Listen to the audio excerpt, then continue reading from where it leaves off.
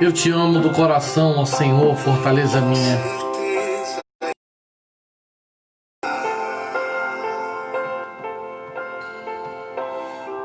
O Senhor é o meu rochedo, o Senhor é o meu lugar forte, o meu libertador, o meu Deus, a minha fortaleza em que confio, o meu escudo, a força da minha salvação, o meu alto refúgio. Invoco o nome do Senhor, que é digno de louvor, e ficarei livre dos meus inimigos.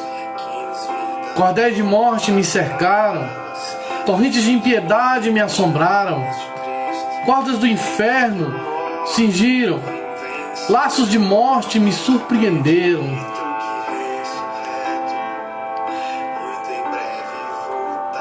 Na angústia, invoquei o nome do Senhor e clamei ao meu Deus. E o seu templo ouviu a minha voz, e aos seus ouvidos chegou o meu clamor perante a tua face. Então a terra se abalou e tremeu, e os fundamentos do monte também se moveram e se abalaram, porquanto se indignou o Senhor. Do seu nariz subiu fumaça, da sua boca saiu fogo que consumia, carvões se acenderam dele. Abaixou os céus e voou, e desceu, e a escuridão estava debaixo de seus pés. E montando um querubim voou, sim, voou sobre as asas do vento. Fez das trevas o seu lugar oculto. O pavilhão que o cercava era a escuridão das águas e as nuvens do céu. Ao resplendor da sua presença, as nuvens se espalharam, e a saraiva e brasa de fogo. O Senhor trovejou nos céus. O Altíssimo levantou a sua voz, e havia saraiva e brasas de fogo. Despediu as suas setas e as espalhou, multiplicou raios e os perturbou. Então foram vistas as profundezas das águas, e foram descobertos os fundamentos do mundo. Pela tua repreensão, Senhor, ao soprar das tuas narinas, o Senhor enviou desde o alto e me tocou, tirou-me das muitas águas, livrou-me do meu inimigo forte e dos que me aborreciam, pois eram mais poderosos do que eu. A paz do Senhor a todos. Hoje nós começamos de uma forma diferente, começamos salmodiando ao Senhor. Sejam bem-vindos.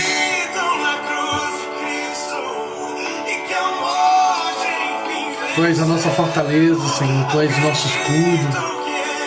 Tu és a nossa cidadela. Tu és socorro bem presente na hora da angústia. Aleluia. Seja engrandecido, Pai.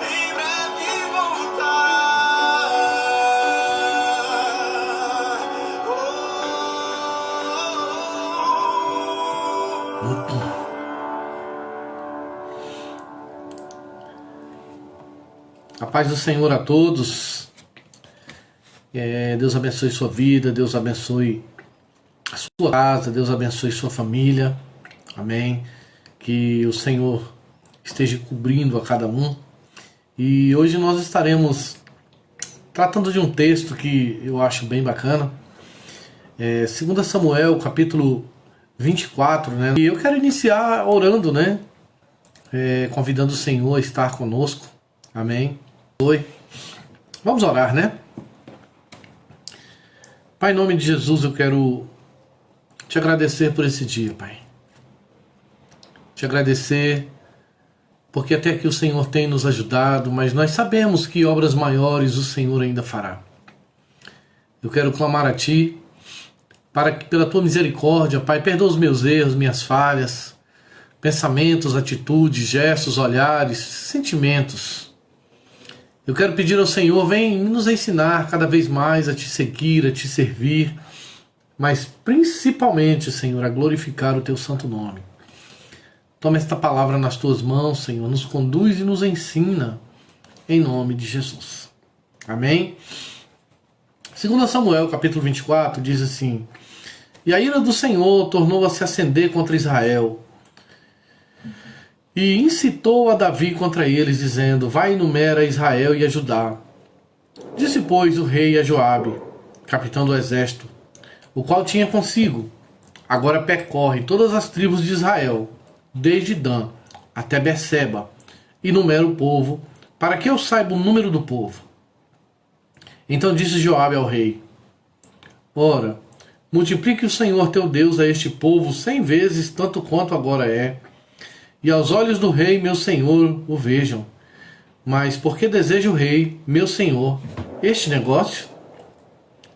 Porém a palavra do rei prevaleceu contra Joabe e contra os capitães do exército.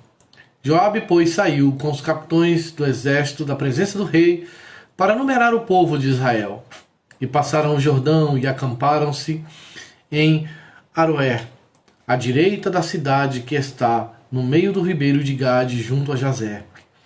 E foram a Gileade e a terra baixa de Retze. Também foram até Dan-Jaã, ao redor de Sidom. E foram a fortaleza de Tiro, e todas as cidades dos heveus e dos cananeus saíram para o lado do sul de Judá, Berseba. Assim percorreram toda a terra, e ao cabo de 9 meses e 20 dias voltaram a Jerusalém. E Joabe deu ao rei a soma do número do povo, contando que havia em Jerusalém 800.000 de guerra, que arrancavam da espada, e os homens de Judá eram 500.000 homens. E pesou o coração de Davi, depois de haver numerado o povo, e disse ao Senhor: Muito pequei no que fiz. Porém agora, ó Senhor, peço-te que perdoes a iniquidade do teu servo, porque tenho procedido muito loucamente. Levantando-se, pois, Davi pela manhã, veio a palavra do Senhor ao profeta Gade, vidente de Davi, dizendo: Vai e diz a Davi: Assim diz o Senhor: 3 coisas te ofereço. Escolhe uma delas para que te faça. Foi, pois, Gade a Davi e fez-lhe saber e disse-lhes: Quer que 7 anos de fome te venham à tua terra, ou queres 3 meses que fuja dos teus inimigos e eles te persigam, ou que por 3 dias hajas pestes na terra? Delibera agora e vê que resposta hei de dar ao que me enviou. Então disse Davi a Gade: Estou em grande angústia, porém caímos nas mãos do Senhor, porque muitas são as suas misericórdias, mas na mão dos homens não caia eu. Então enviou o Senhor a pé a Israel, desde a manhã até o tempo determinado, e desde Dan até Berseba. Morreram 70.000 homens do povo. Estendendo, pois, o anjo a sua mão sobre Jerusalém para destruir, o Senhor se arrependeu daquele mal e disse ao anjo que fazia destruição entre o povo: Basta, agora retira tua mão. Junto à eira de Araúna, o Jebuseu. E vendo Davi ao anjo que ferira o povo, falou ao Senhor, dizendo: Eis que eu sou o que pequei, e eu que iniquamente procedi. Porém essas ovelhas que fizeram? Seja, pois, a tua mão contra mim e contra a casa de meu pai. Gade veio naquele mesmo dia a Davi e disse-lhe: Sobe, levanta ao Senhor a eira de Araúna, o Jebuseu. Davi subiu conforme a palavra de Gade, como o Senhor lhe tinha ordenado. Olhou Araúna e viu que vinham para ele o rei e os seus servos. Saiu, pois, Araúna e inclinou-se diante do rei com o rosto em terra. E disse Araúna: Por que vem o rei, o meu senhor ao seu servo? E ele disse: para comprar de ti a tua eira, a fim de edificar nela um altar ao Senhor, para que este castigo cesse sobre o povo. Então disse Araúna a Davi: tome e ofereça ao rei, o meu senhor, o que bem parecer aos seus olhos. Eis aí bois para o holocausto, os trilhos e os aparelhos dos bois para a lenha. Tudo isso deu Araúna ao rei. Disse mais Araúna ao rei: o Senhor teu Deus tome prazer em ti. Porém o rei disse a Araúna: não, mas por preço justo te comprarei, porque não oferecerei ao Senhor meu Deus holocaustos que não me custem nada. Assim Davi comprou a eira e os bois por 50 siclos de prata. E edificou ali Davi ao Senhor um altar, e ofereceu holocausto e oferta pacífica. Assim o Senhor se aplacou para com a terra e cessou aquele castigo sobre Israel. Amém? Queridos, existem momentos que nós falamos, né, e fazemos coisas que quando a gente para analisar, a gente vê que está procedendo de uma forma errônea, não é verdade? E o que me chama a atenção aqui é que Davi manda fazer a contagem do povo, né? Depois o seu próprio coração lhe pesa, e aí ele começa a ter um particular com Deus. O que motivou Davi a fazer essa contagem, a palavra de Deus já está dizendo, né? E o que aconteceu após ter sucedido isso, após ter concretizado, a palavra de Deus também é clara, dizendo que pesou o coração de Davi. E o que me chama a atenção é que entra em um processo, né, em que Deus começa a ferir o povo. E Davi diz: olha, Senhor, quem procedeu mal fui eu, não foi o povo. E muitas vidas foram ceifadas naquele momento, né? E assim, a primeira coisa que eu quero tratar com você hoje é que eu creio que há tempo determinado para tudo, né? Tempo para nascer, tempo para morrer.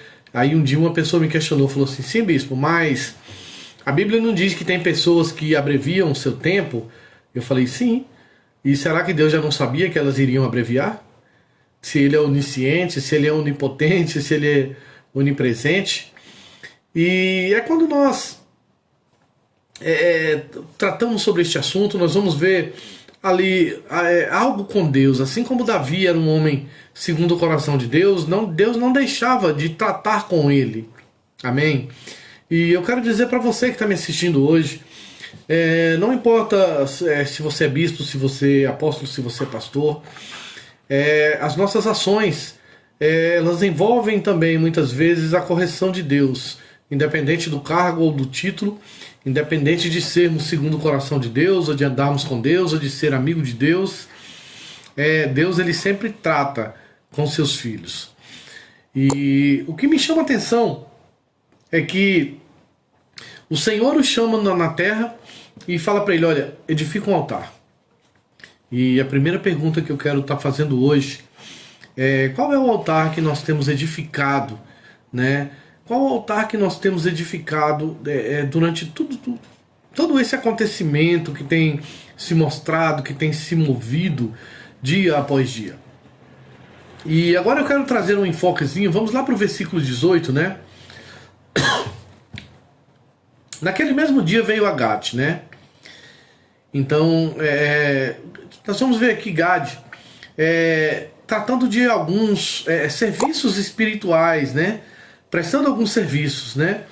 E o que nós podemos ver é que o Senhor tenha falado com ele, né, novamente, que tenha, de certa forma, tratado com ele, seja por anjo, seja falando ao seu ouvido, né? E o instruindo, né, para que ordenasse a Davi que erguesse ali um altar de honra ao Senhor, que erguesse ali um altar para Deus Todo-Poderoso, né? Então ali se tornaria o lugar onde houve a destruição, o lugar onde houve, né, todo esse acontecimento, ali se tornaria um lugar apropriado, né? Para que fosse erguido um altar. Se nós formos parar para analisar, queridos, altar também é aliança. Quando nós erguemos um altar a Deus, um altar de adoração, um altar de obediência. E o que me chama a atenção é que a teofania, né, esse aparecimento, essa manifestação de anjo, né, ela vem trazendo esse acontecimento. E o que me chama a atenção é que, assim como Deus pesa o coração de Davi, ele levanta um profeta para dizer o que ele quer. E o que me chama a atenção é que a misericórdia de Deus, ela é estendida aos seus servos, né? Desde o Antigo Testamento, os atributos de Deus sempre estiveram de pé, né? Sempre estiveram ali imutáveis, né? E o que me chama a atenção é que Davi reconhece o seu erro e ele fala isso ao profeta, né? E, queridos, quantas pessoas, quando são confrontadas por profetas, elas negam, né? E depois elas dizem, não, porque o que eu tenho para tratar é só com Deus. E o que me chama a atenção é que ao Davi reconhecer, o profeta dá uma direção para ele, olha, ergue um altar, né? E vamos lá pro versículo 19, né? Que diz que Davi subiu. Então, Davi é temeroso em desobedecer ou obedecer rapidamente, né? Davi sabia que uma desobediência ou algo fora do propósito de Deus poderia trazer consequências, né? Como houve dele mandar contar o povo, né? E o que me chama a atenção é que ele age de forma adequada e rápida para que essa eira seja comprada. Amém? E essa eira, ela tinha um dono. Essa eira, ela tinha um cidadão, né? E Davi não poderia, não ficaria bem Davi simplesmente tomar algo de alguém e dar ao Senhor. E o que me chama a atenção é que ele como rei, ele poderia desapropriar esse homem. O homem, quando vê Davi se aproximando, ele se prostra, né? E quando o rei fala o que ele quer, ele, não, rei, eu te dou. E o Davi vira para ele e diz, não, eu quero comprar, e quero comprar por um preço justo. Amém? E o que me chama a atenção é que Davi, como rei, ele poderia fazer isso, ele tinha o direito de fazer isso, mas ele prefere, ele já havia cometido um erro, né? Mas ele prefere ir por um caminho mais justo. E além dele estar sendo justo com esse homem, a mensagem que Davi deixa para mim, ela é muito clara. Eu não quero dar nada para meu Deus que não me custe nada. Ou seja, vem cá, como é que eu vou dar alguma coisa para Deus que não envolva algo que eu esteja abrindo mão, que é meu, que é do meu suor, né? Ou que eu esteja dando de melhor para esse Deus. E a Bíblia diz que olhou Araúna do alto, né? Sem dúvida, Araúna, ele ficou assustado, né, com a aproximação do próprio rei. O que um rei estaria indo fazer em sua propriedade? Rei não andava visitando ninguém assim de forma inadequada ou inoportuna, né? E com todos os seus oficiais. Então o que esse homem faz, né? Ele faz aquilo que lhe era possível. Ele vai de encontro ao rei, né? Ele se inclina com o rosto em terra e o que ele demonstra ali é de ser um súdito leal. A bispa ontem falou tocou um pouco nesse assunto, né? E apesar desse homem, se você for estudar um pouquinho sobre a origem desse homem,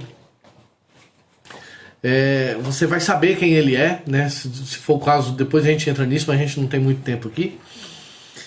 E ele se prostra com o rosto em terra e ele se põe numa posição de um servo fiel, né? Ou de um súdito leal. Amém? Eu vou falar, ele era... Provavelmente esse homem ele era jebuseu, né? Um dos habitantes de Jerusalém. E ele já era dono dessa terra antes que Davi reinasse. Amém? Então nós temos que entender que esse homem, ele permaneceu com o povo de Deus. Ele permaneceu ali com o povo de Deus. E ele vira para o rei e diz: olha, faça o Senhor com a minha terra. Está aqui também o boi, está aqui também o arado, né? Está aqui também os trilhos que era usado naquele tempo para arar a terra, né? E ele dá tudo. Amém? E o que me chama a atenção é que, se você for olhar lá em 1 Crônicas 21:20, vai estar tratando um pouquinho desse assunto, né? E esse homem e seu filho tinham visto a teofania, né? A manifestação, né, do anjo. E agora eles saíram do seu esconderijo, né? E ele vai e se encontra com Davi. Ele vai ali, né, se encontrar com seu senhor, se encontrar com o rei. E ele faz uma pergunta, bem importante, porque ele tinha convicção de que o rei não iria até onde ele estava por qualquer motivo. E ele pergunta, amém, por que vem o rei, meu senhor, ao seu servo? Né? Qual era o motivo daquela visita? Essa foi a pergunta do proprietário da eira, né, para o próprio rei. Porque, como eu havia dito, até para não estar sendo muito redundante, né, o que o rei iria fazer na minha casa? O que o rei iria fazer me visitando, né? Então, muitas coisas devem ter passado na mente desse homem, né? Ele poderia ter pensado: que ofensa eu fiz ao rei? O que é que eu aprontei, né? O que é que eu poderia ter errado que trouxe o rei aqui, né? Que malefício ele poderia ter feito que trouxesse o rei para a sua casa, né? Mas o rei, ele estava ali apenas para fazer uma oferta, e uma oferta generosa por aquilo que ele tinha. Porque o que estava no coração do rei foi algo que Deus havia dito, né? Ele queria oferecer sacrifícios apropriados e queria cessar a mão de Deus que estava sobre o seu povo. E a maioria dos nossos temores, né, nunca se materializam. Às vezes a gente tem tanto medo de algo e a gente começa a temer algo que pode acontecer, e eu começo a sofrer antes que aquilo aconteça. E quando a gente para analisar isso, né, eu quero falar uma coisa. No meio de grandes batalhas vem grandes vitórias, né? A Adriana está aí ao vivo, está aí conosco online, né? Ao vivo não, online. E ela está passando por um momento, mas já obteve uma vitória e vai obter a vitória totalmente. Amém? São pessoas que a gente ama muito. E o que me chama a atenção é que essa oferenda ao sacrifício, ela era necessário, né? Porque tinha que haver uma paga da desobediência, tinha que haver um sacrifício por aquela desobediência. E no versículo 22 diz assim: então disse Araúna ao rei. Perdão, queridos. O que Araúna faz é se dispor, né? De colocar a eira à disposição do rei, né? Para o que ele quisesse. E Araúna, ele traz o material necessário para o sacrifício. né, de tudo que ele tinha posse, de suas possessões, e ele oferece também a Davi todos os instrumentos que ele usava no seu cotidiano, que ele usava para lavrar a terra e para cuidar, né, daquilo que ele tinha. Ele oferece, olha, tá aí os bois, tá aí o arado, né, tá aí o trilho, tudo o que você precisa, rei, está aqui, faça como o Senhor melhor achar. E o que me chama a atenção é que nesse caso, né, ele entrega para que o rei faça o que ele desejasse, né? Mas o que estava no coração do rei é que aquilo ali se tornasse um memorial, que fosse erguido um altar ao Senhor, né? Por causa daquilo que estava acontecendo, por causa daquela manifestação. Amém? E quando nós paramos para analisar lá no versículo 23, tudo isso, ó rei, Araúna oferece ao rei. Então Araúna, ele se oferece para dar ao rei todas aquelas coisas, incluindo o próprio terreno da eira. E o que nós podemos analisar é que tenha sentido, que ele tenha se sentido tão aliviado, ou que o coração dele era tão voluntário, né? Ou tão leal a Deus, não se sabe, a gente não pode aqui, não tem como nós pesarmos as motivações, né? E ele viu ali que o coração do rei estava inclinado a pagar um preço justo, e é o oposto do que ele viu quando o rei estava chegando, porque ele teve medo, ele temeu por sua vida, até que ele pergunta, por que o rei veio?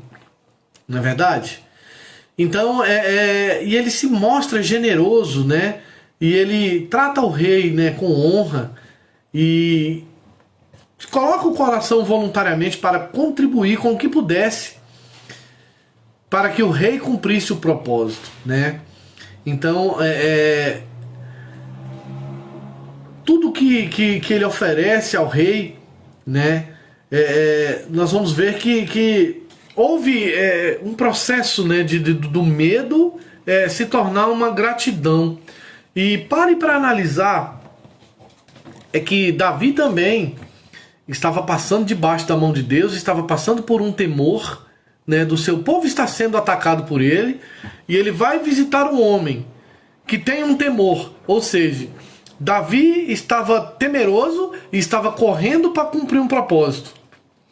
E aí ele se encontra com este homem, dono da eira, que ao ver ao rei fica temeroso e corre para saber o que é. E quando ele descobre o que é, ele começa a querer também cumprir esse propósito. O que é que eu quero dizer com isso? Eu costumo dizer, quem são minhas ovelhas aí que congregam comigo há muito tempo, eu tenho um jargão que diz que Deus gera o tempo e o modo. Nós não precisamos brigar ou não precisamos impor, né, aquilo que Deus coloca nos nossos corações ou aquilo que Ele nos traz para fazermos, porque quem gerou esse temor no coração de Davi antes que o profeta procurasse? Quem gerou esse medo no coração de Araúna? E quando juntou os dois temores, vem um propósito e se cumpre, vem um propósito e se estabelece. Amém? Agora o que me chama a atenção é que o rei, ele diz algo para Araúna lá no versículo 24, capítulo 24, versículo 24, né? Porém o rei disse a Araúna, e aí que eu vou parafrasear, ele fala, não, quero comprar e quero comprar por um preço justo, né? Então Davi compra essa eira, e tudo que Araúna trouxe oferecendo, Davi compra. Amém? E o que me chama a atenção nesse texto é que ele dá o preço admiravelmente, né, um preço baixo, de apenas 50 ciclos. E esse valor, né, um peso, ele é bem claro nos dicionários, né? Mas o que me chama a atenção é que 50 ciclos representam apenas 567,5 gramas de prata. Amém? E quando a gente vai para o outro texto lá de 1 Crônicas, ele vai tem uma redundância na questão, né? Informando que Davi pagou 600 ciclos. Então, 600 ciclos de ouro, ou seja, seria uma paga de prata, ele paga com a paga de ouro, né? Alguns teólogos eles diferem sobre essa questão, né? E sobre essa questão, mas o que chama atenção é que Davi ele paga 600 ciclos de ouro, né? Ou cerca de 6,81 gramas. E o que me chama atenção é que alguns fazem esse cálculo, e quando você calcula as 12 tribos, a mão de Deus estava pesando sobre o povo. Se você calcular 12 vezes 50, dará 600. Porque num texto fala que ele pagou 560, os historiadores vão né, trazer num texto e no outro. Mas o que eu quero chamar a sua atenção aqui é que, independente do valor, né, esse homem recebe algo além, né? Porque o que estava no coração de Davi era que o propósito se cumprisse rápido, né? Depois você dá uma olhada lá em 2 Crônicas, capítulo 21, né? E o que Davi faz, ele está sendo muito generoso, amém? Ele está sendo ali alguém que está de uma forma... ele chega de uma forma diferente, amém? Então, supõe-se que ele tenha comprado por um preço muito maior, vamos falar assim. E que quando nós paramos para analisar ali, a Bíblia diz que logo após Davi edifica ali um altar ao Senhor. Pare para analisar. Hoje eu quero analisar. Hoje eu sentei ali no sofá agora à tarde, fiquei ali com o computador, e eu converso muito com Deus assim, só no pensamento, né? Quando eu estou orando, às vezes eu estou falando só com Deus. Hoje Deus usou 2 pessoas para falar comigo uma resposta que eu tenho buscado em Deus, né? Deus ainda não trouxe a resposta toda, mas eu creio que ela vai chegar, amém? E o que me chama a atenção é que Davi oferece algo que está custando algo para ele. Aqui é onde eu quero chegar. Aqui é o meu X da questão.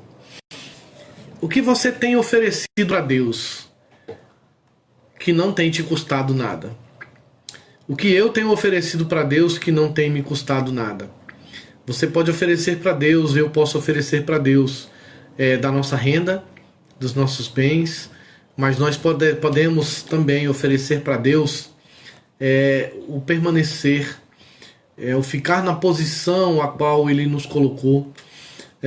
Virão perseguições, virão calúnias, virão incompreensões, virão muitas coisas que podem tentar fazer com que você abandone a eira. E quando nós paramos para olhar para o exemplo do nosso Senhor Jesus, Ele abdicou de tudo, se esvaziou de si, assumindo a forma de servo, e foi obediente até a morte de cruz. Ele abriu mão da dor, Ele abriu mão do sofrimento, Ele abriu mão da razão, Ele abriu mão do título, Ele abriu mão de todas as coisas, amém? E o que nós podemos aprender, né, com tudo que nós estamos dizendo aqui hoje? Às vezes nós só queremos dar a Deus aquilo que não vai nos custar nada, aquilo que não vai nos custar um desgaste emocional, aquilo que não vai nos custar... quantas pessoas estão abandonando, né, a sua carreira que foi proposta? Quantas pessoas estão abandonando suas famílias?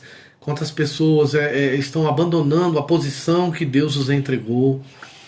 E é quando nós paramos para analisar, queridos, quantos de nós podemos dizer: combati o bom combate, acabei a carreira, guardei a fé?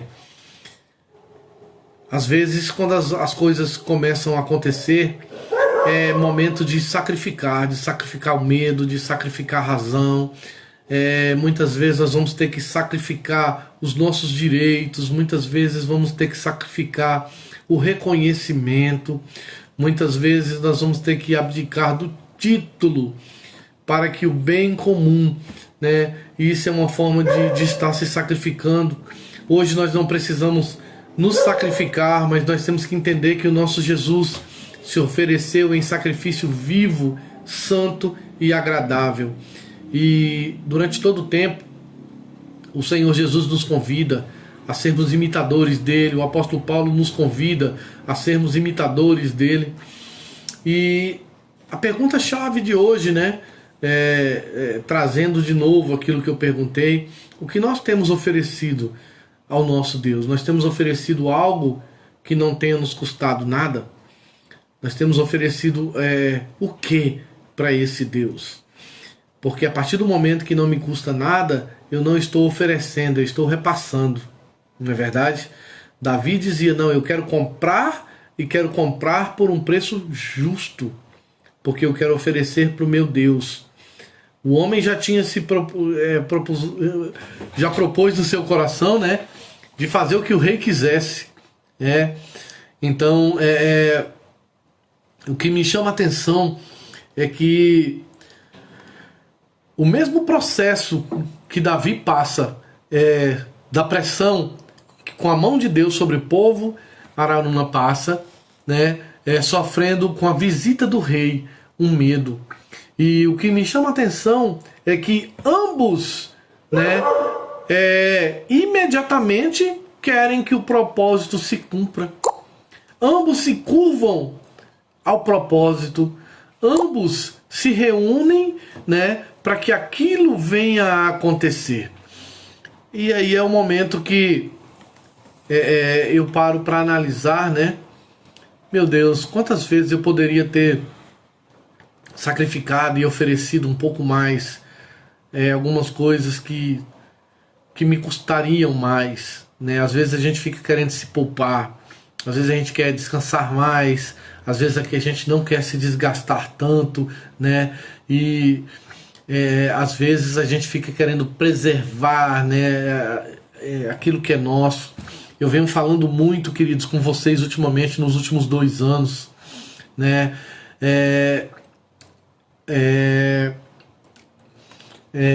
Como é que eu vou dizer?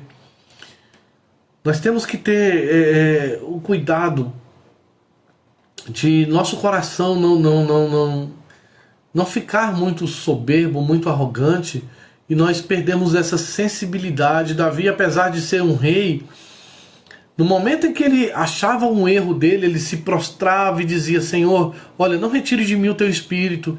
Senhor, o que eu fiz, quem fez fui eu. Pode pesar a mão sobre mim, não mata o povo, não. Sabe? Ele traz para ele a responsabilidade. Ele traz para ele. O que é o contrário, porque todas as vezes que acontece alguma coisa errada, até mesmo nós que Deus nos usa, a gente procura um culpado. Para dizer, ó, foi você. Ah, deve ter sido aquele dia que você fez isso. Davi não. Davi olha para ele e fala, eu fui quem fiz. Se o Senhor quer pesar a mão, pese em mim. Mas o que eu quero trazer para você nessa noite é que em cima de tudo isso, amém, Deus, ele junta 2 pessoas com o mesmo propósito, com o coração da forma ideal. E o altar é erguido ali naquele lugar, ele se torna um memorial. Amém? E eu quero te perguntar hoje, né? Como é que está o seu coração? Como é que está o meu coração? Qual é o memorial que nós temos levantado a Deus e o que nós temos dado? Tem nos custado alguma coisa? Se você acha que servir a Deus é só aceitação, aplausos e pano vermelho para que você entre, você está enganado. É momento de nós analisarmos o que nós temos sacrificado, porque às vezes nós vamos ter que sacrificar a dor, o orgulho, o ego. Às vezes nós vamos ter que sacrificar o que estamos pensando e sentindo. Às vezes nós vamos ter que sacrificar o que nós estamos passando. E é o momento em que me vem a palavra, né, do sacrifício de louvor. Sacrifício é aquilo que vem com sacrifício, né, que você vai sacrificar. Não é verdade? E o que nós temos sacrificado, sabe? O que nós temos sacrificado a esse Deus que tem feito tanto por nós? O que nós temos entregado a esse Deus que tem tanto nos livrado, a esse Deus que tem tanto movido a sua mão em nosso favor? Por que nós estamos preocupados? Eu comecei a falar do jargão, né? Eu costumo dizer que quando chega o tempo de Deus, Ele gera o tempo e o modo. O maior interessado no altar era Deus. Amém? O maior interessado era Ele. Então Ele usa um rei e usa um pequeno dono de propriedade para que o altar seja erguido e para que a mortandade cesse. Quantos de nós estaríamos dispostos a abdicar de algo e a sacrificar algo para que a mortandade cessasse? Eu tenho visto nas redes sociais, queridos, pessoas que querem se mostrar sábias e envergonham as outras, e são arrogantes umas com as outras, e fazem mal uns contra os outros. Deus não está nisso, queridos. Deus não está nisso. E é momento de nós pararmos para analisar, ao invés de perdermos tempo com demandas, ganharmos almas para Deus. Mas o foco central dessa mensagem hoje é: o que é que eu tenho oferecido ao meu Senhor? Eu não quero dar nada ao meu Deus que não me custe nada. Muito obrigado por você estar aqui conosco durante esse momento, compartilhando essa palavra. Que Deus abençoe sua vida. Amém. Que Deus mova os nossos corações para que nossos corações caminhem no propósito, se inclinem para o propósito do Pai. E eu quero falar uma coisa: tudo coopera para o bem daqueles que amam a Deus. Às vezes nós estamos confiando no exército, né, que é de 800 mil, né, e nos esquecemos que quem dá o livramento, né, é o nosso Deus. Amém. Vamos voltar lá no versículo 9. E Joabe deu ao rei a soma do número do povo contado. E havia em Israel 800 mil homens. Amém? E o que me chama a atenção é que os homens de guerra eram 500 mil, né? E olha o número lá de quantos caíram.